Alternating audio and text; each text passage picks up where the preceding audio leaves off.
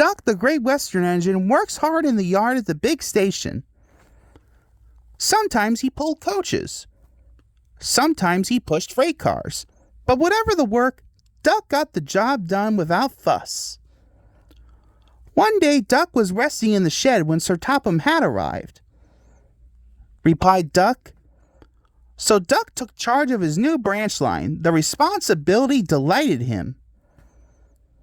The line runs along a coast by sandy beaches till it meets a port where big ships come in.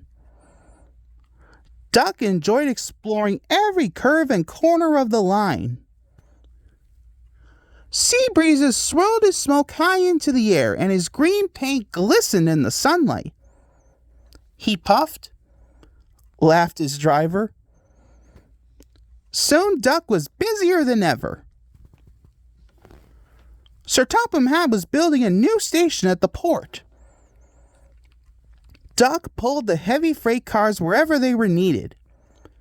Bertie looked after Duck's passengers, and the other engines helped too, but the work took a long time. Noise and dust filled the air.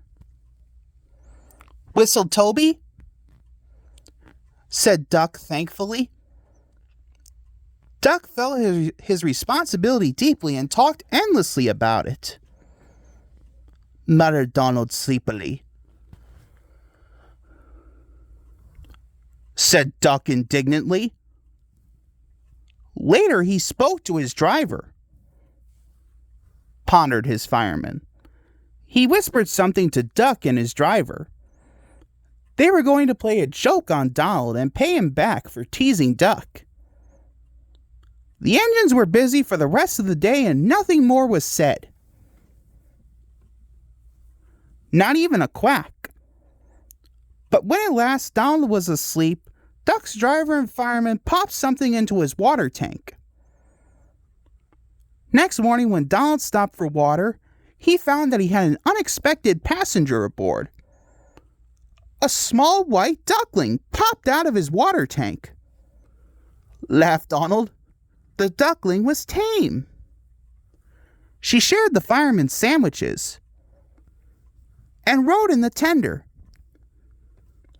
The other engines enjoyed teasing Donald about her. Presently, she grew tired of traveling and hopped off at a station, and there she stayed. That night, Donald's driver and fireman got busy. And in the morning when Duck's crew arrived to look him over, they laughed and laughed. Donald opened a sleepy eye. Then Duck laughed too. There's a pond near the duckling station.